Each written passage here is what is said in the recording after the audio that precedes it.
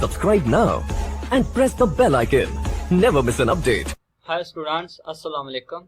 आज का टॉपिक है हमारा टेम्परेचर क्लासिफिकेशन ऑफ एनिमल्स। तो आज हमने एनिमल की क्लासिफिकेशन पढ़नी है कि टेम्परेचर के अकॉर्डिंगली उसकी क्या क्लासिफिकेशन है और किस कैटेगरी में उसको डिवाइड किया गया। So first of all, body heat gain and loss के एनिमल में बॉडी की जो हीट है वो गेन कैसे होती है और लॉस कैसे होती है, ये हमने डिस्कस करना है।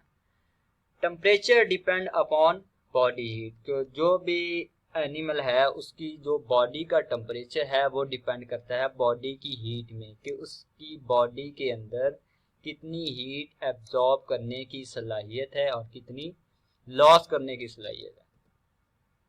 Body heat depend on heat production by metabolism and gain और लॉस ऑफ हीट। तो बॉडी किस पे डिपेंड कर रही है, बॉडी हीट किस पे डिपेंड कर रही है, मेटाबॉलिज्म से जो हीट प्रोड्यूस होगी और जो इन्वायरमेंट से लेगा हीट वो, और इन्वायरमेंट को हीट देगा वो। तो टेम्परेचर डिपेंड करता है एनिमल्स का हीट, बॉडी हीट के ऊपर, कि बॉडी में हीट अब्जॉर्ब करने की और लॉस करने की सलाहियत कितनी है या उसके अंदर रखने की सलाहियत कितनी है। और इसी तरह हीट जो है, बॉडी हीट, वो डिपेंड करती है मेटाबॉलिज्म, कितनी मेटाबॉलिज्म से हीट वो प्रोड्यूस कर सकता है और कितनी हीट वो इन्वायरमेंट से गेन कर सकता है और कितनी हीट वो इन्वायरमेंट अपनी बॉडी से लॉस करता है इन्वायरमेंट की तरफ, के इन्वायरमेंट की तरफ वो कितनी हीट लॉस करेगा। Example, thermal radiation and reflected sunlight transfer heat to the animal.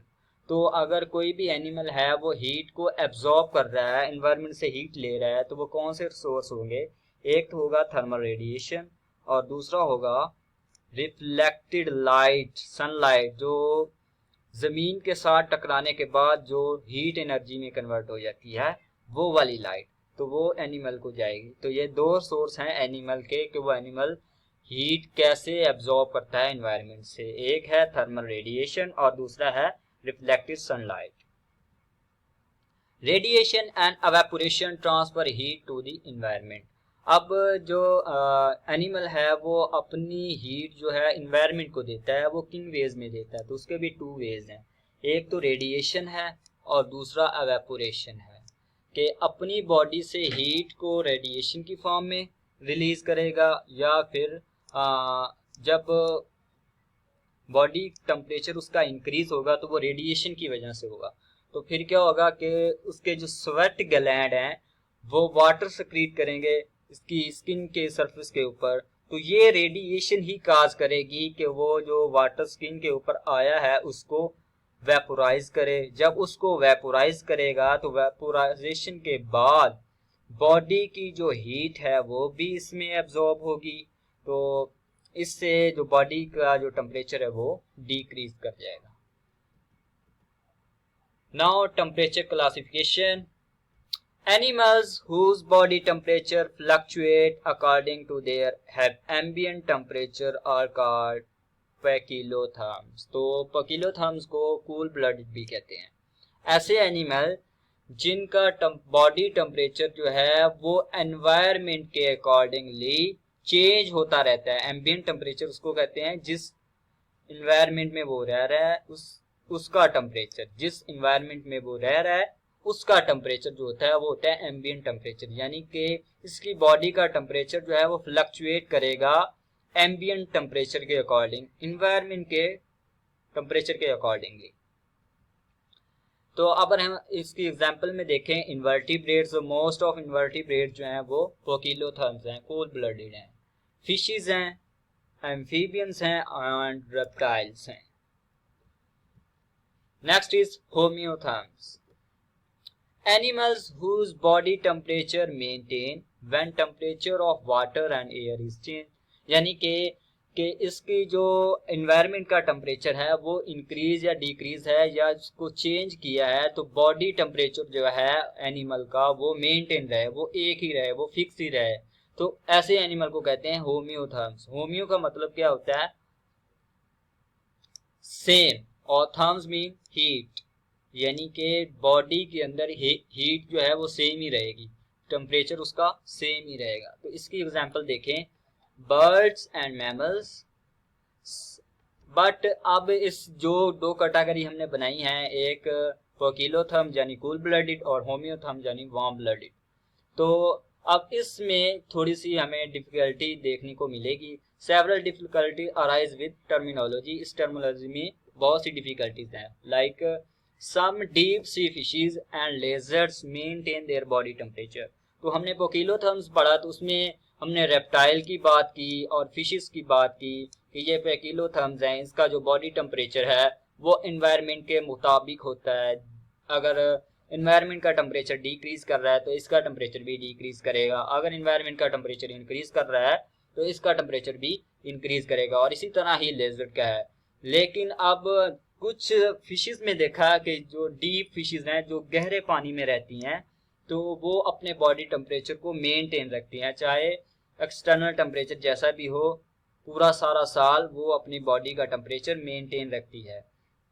और इसी तरह लेजर्ड को देखा जाए तो वो भी अपनी बॉडी का टेम्परेचर जो है एक फिक्स मेंटेन रखती है। तो ये भी हमारे लिए एक डिफिकल्टी है कि हमने तो रेप्टाइल्स और फिशेस को पोकिलोथर्म्स में रखा, लेकिन ये तो होम्योथर्म्स आए पड़े हैं।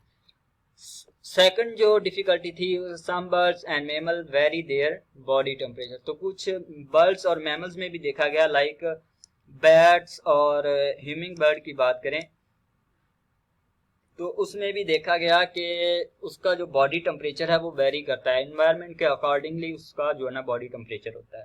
तो ये दूसरी डिफिकल्टी है। तो फिर साइंटिस्ट ने एक और क्लासिफिकेशन की, तो उसमें हमने देखना है temperature classification on the basis of source of heat production. तो साइंटिस्ट ने एनिमल को जो क्लासीफाई किया अब on the basis of source of heat production, के किस सोर्स से वो अपनी बॉडी में हीट को प्रोड्यूस कर रहे हैं या अपनी बॉडी के अंदर हीट ले जा रहे हैं।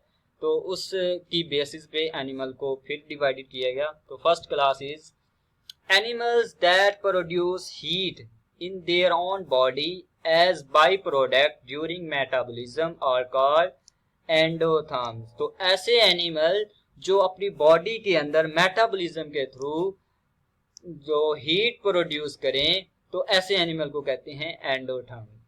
तो इनकी एग्जांपल देखें, बर्ड्स, सम फिशेस। अब सम फिशेस यहाँ पे आया है, सभी फिशेस नहीं, कुछ फिशेस ऐसी हैं, एंड फ्लाइंग इंसेक्ट। तो फ्लाइंग इंसेक्ट और कुछ फिशेस जो हैं वो क्या है, एंडोथर्म है, जो अपनी बॉडी के अंदर जो हीट को प्रोड्यूस करती हैं। Next is animal produce metabolic heat at low level and also absorb some heat from surrounding environment are called ectotherm। तो ऐसे एनिमल जो अपनी बॉडी में भी हीट को कुछ लेवल तक, लो लेवल तक प्रोड्यूस करते हैं और कुछ हीट जो है वो सराउंडिंग से भी एब्जॉर्ब करते हैं, यानी कि यहाँ पे अपनी बॉडी में भी प्रोड्यूस करेंगे और इन्वायरमेंट से भी लेंगे। तो ऐसे एनिमल को कहते हैं एक्टोथर्म। तो इसकी एग्जांपल देखें, मोस्ट इन्वर्टिब्रेट। अब सारे इन्वर्टिब्रेट नहीं, मोस्ट इन्वर्टिब्रेट यानी कि कुछ ज्यादा इसमें प्रेजेंट हैं, लेकिन कुछ और भी हैं। फिशेस, अब इसमें फिशेस आ गई। Amphibians and reptiles. तो एम्फीबियन, रेप्टाइल और फिशेस और कुछ इन्वर्टिब्रेट जो हैं, मोस्ट ऑफ इन्वर्टिब्रेट कह लें कि वो क्या होते हैं, एक्टोथर्म होते हैं। एक्टोथर्म मीन कि वो अपनी बॉडी के अंदर भी हीट प्रोड्यूस करते हैं लेकिन सराउंडिंग एरिया से भी हीट को एब्जॉर्ब करते हैं। Animals that produce heat in their own body but not regulate their body temperature are called heterotherms. तो ऐसे एनिमल जो अपनी बॉडी के अंदर हीट तो प्रोड्यूस करते हैं लेकिन अपनी बॉडी का टेम्परेचर जो है वो मेंटेन नहीं रखते, यानी कि अपनी बॉडी के अंदर हीट जो है वो मेटाबॉलिज्म हो रहा है तो मेटाबॉलिज्म से हीट तो प्रोड्यूस होनी है, हीट प्रोड्यूस होगी लेकिन वो हीट जो है अपनी बॉडी से रिमूव कर देंगे या अपनी बॉडी में रखेंगे, लेकिन वो अपनी बॉडी का जो टेम्परेचर है वो मेंटेन, रेगुलेट नहीं करेंगे, यानी कि एक फिक्स पॉइंट पर मेंटेन नहीं करेंगे। तो इनकी एग्जांपल देखें, बैट्स एंड ह्यूमिंग बर्ड्स। तो ह्यूमिंग बर्ड्स और बैट जो है वो इसमें आते हैं। अब एक क्वेश्चन है कि मैमल्स किस में आएंगे। मैमल जो है वो वार्म ब्लडेड है और एंडोथर्म है। ये आपने एमसीक्यूज के लिए याद रखना है कि मैमल जो है वो किस कैटेगरी में आते हैं। वो आते हैं, एक तो उसको होम्योथर्म्स भी कह सकते हैं और दूसरा उसको एंडोथर्म भी कह सकते हैं और उसको वार्म ब्लडेड एनिमल भी कह सकते हैं। तो आज का हमारा टॉपिक जो है वो क्लोज हुआ, टेम्परेचर क्लासिफिकेशन ऑफ एनिमल्स।